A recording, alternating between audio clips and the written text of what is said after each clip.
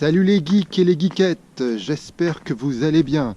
C'est la période des fêtes, alors vous cherchez peut-être un smartphone pour Noël, ou alors vous vous demandez si l'iPhone 7 Plus est un bon smartphone. Je vais vous donner quelques éléments de réponse.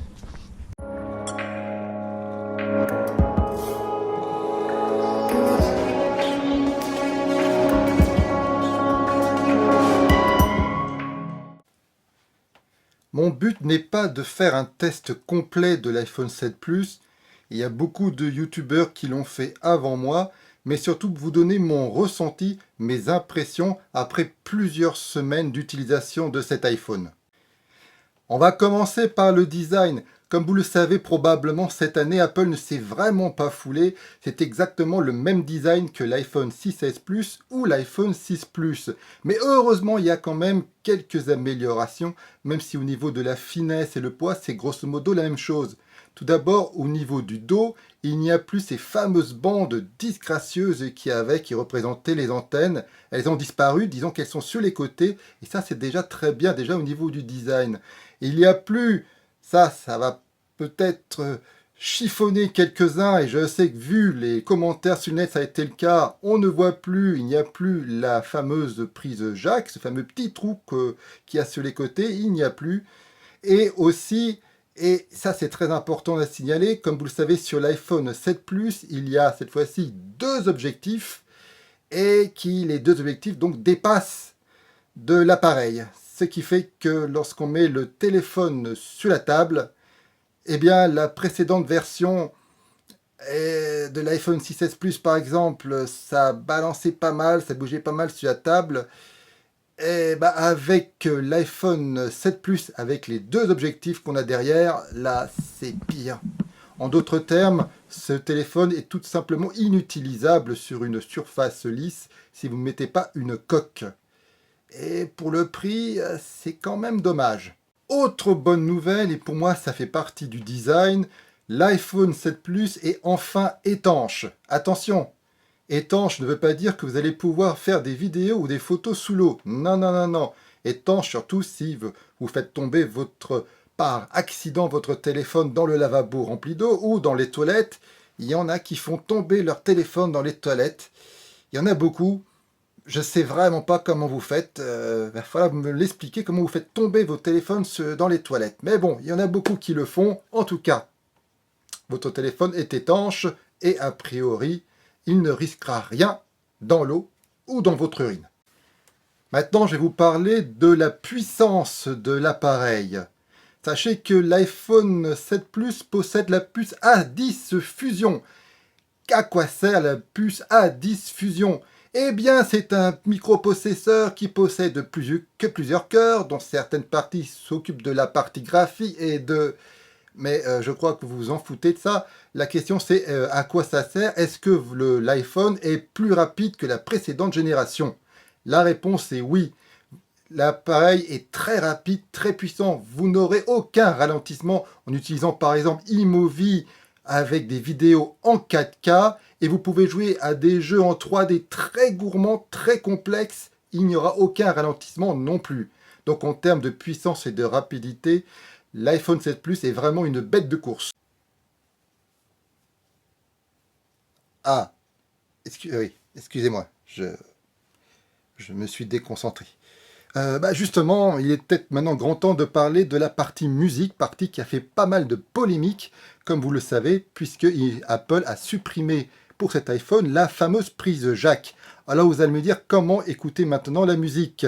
Alors, ou vous utilisez un casque Bluetooth, comme moi, j'utilise un casque de chez Parrot, et donc, je dois vous dire que la prise de jack, je m'en fous totalement, ou alors, vous utilisez l'écouteur fourni par Apple, puisque il y a un connecteur Lightning au bout, donc vous le connectez au téléphone, et dans ces cas-là, pas de souci.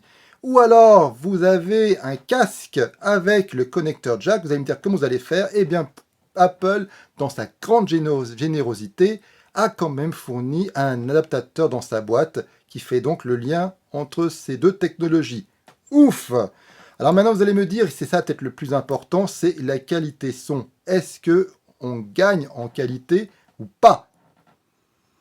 Je sais pas. Je dois avouer que ça dépend de vos fichiers, ça dépend de vos oreilles. Personnellement, je n'ai pas vraiment entendu de réelle différence avec, par exemple, des fichiers MP3. Par contre, lorsque je mets des fichiers CD, j'avoue que j'ai l'impression, c'est peut-être qu'une impression, mais que la musique, le son que j'entends manque un peu de couleur, d'épaisseur. Le son me l'air d'être un peu trop plat, un peu trop neutre, ce qui est souvent assez apprécié par les audiophiles. Mais là, ça l'est à mon avis beaucoup plus. Ça manque de couleur.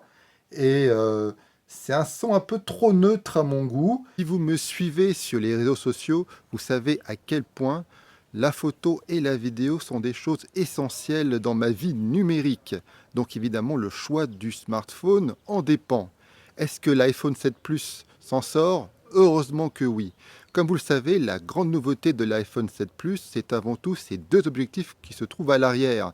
Un à 28 mm et l'autre à 56. Une à grande focale et l'autre à petite.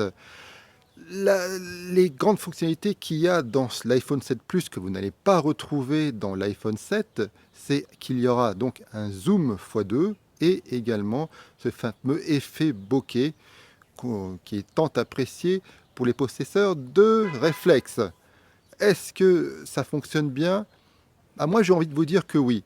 Le zoom x2 est donc un zoom optique, il n'y a pas donc de dégradation de l'image, et moi ça me sert quand même pas mal dans mes productions vidéo et photos.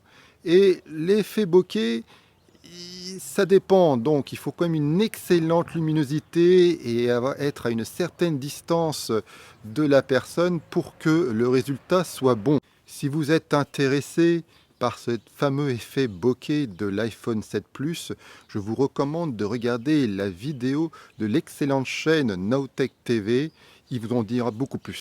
Pour ma part, en tout cas, au niveau de la photo, je trouve les couleurs assez réalistes, l'éclairage également, et c'est la chose la plus importante pour moi.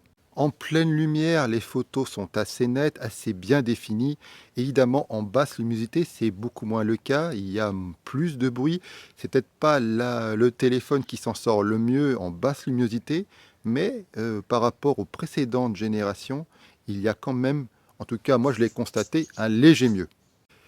Au niveau de la vidéo, là je suis beaucoup plus vindicatif, car pour moi c'est sans nul doute le meilleur smartphone du moment. Le stabilisateur optique que vous retrouvez également sur l'iPhone 7 est parfait, est assez impressionnant et surtout même en 4K, c'est le seul smartphone qui fait des stabilisations assez conséquentes même en 4K.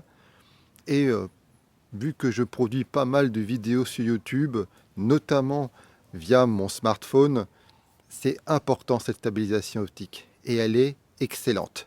Donc très bon point au niveau de la vidéo et même du son.